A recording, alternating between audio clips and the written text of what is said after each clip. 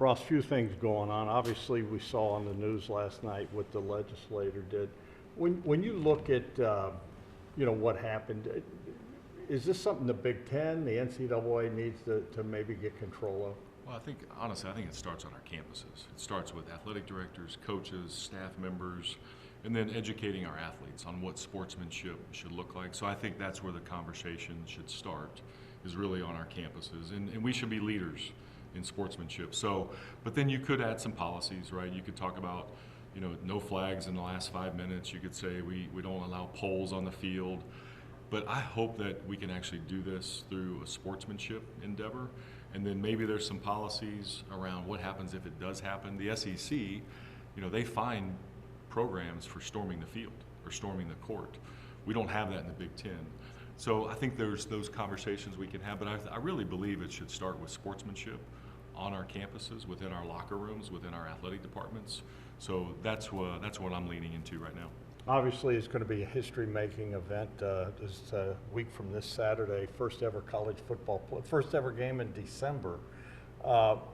What's your message to the fans that are coming? Because I know it was a bummer after that loss, but hey, there's a big prize at the end. Well, I think the one of the reasons why, to me, it was important to come out after that last game is we're still breathing, we're still alive, we're still playing. So let's support our coaches, let's support our players, let's get Buckeye Nation fired up. So what we need from Buckeye Nation: wear scarlet. It's going to be a scarlet out. Bundle up a little bit. Looks like it's going to be 32 or so, maybe a little chillier that night.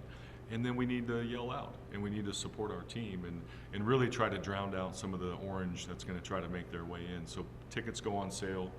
Today's Thursday. They go on sale at 10 o'clock this morning. And we need Buckeyes who maybe don't get a season ticket or can't come to a regular season game to buy those tickets up. So I've run into so many people that this was their first Buckeye game, throughout the year, or I've never been to the shoe before. If those people are out there and you normally can't come to a game, come to a game. This is a great opportunity, and it's history. We've never had a home game, right, in Ohio State football history in December. We were supposed to have one back in 2020, got canceled. We've never had one, so it's history in many ways. It's an exciting atmosphere. We're in the college football playoffs, and we want to go make a run. So we need Buckeyes to show up. I've said there's a little bit of a learning curve going with this. Obviously you want to beat the rival, but the landscape's changing. I mean, you could play this team going forward maybe 3 times. Right. It's changing, and while it was not fun to lose to those guys, it's all still there.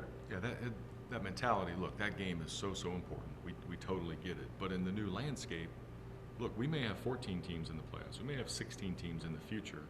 You're always going to have a chance. That's the great thing about Ohio State. We're always in the conversation. We always have a chance. And that was one of the message points, too, is, again, we're still alive. We don't like to lose that game in particular. But let's go make a run. That's what we signed up for. So we got to support our guys in this new environment. Everybody's going to have to get used to it. But here at Ohio State, we're always going to be in the conversation, and that's the great thing that we have to work with.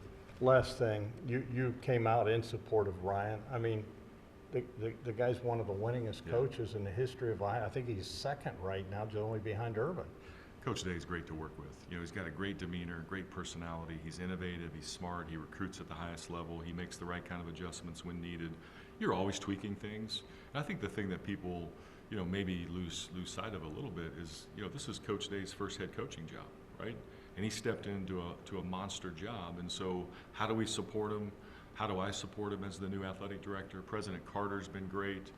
Our board of trustees have been awesome in support. And so we need to lean into that. We need to lean into his strengths. We need to continue to support him. But we're playing games. We're in the season. We're in the hunt. And that's what we have to be excited about. And you stand here, you support him. Absolutely. No doubt.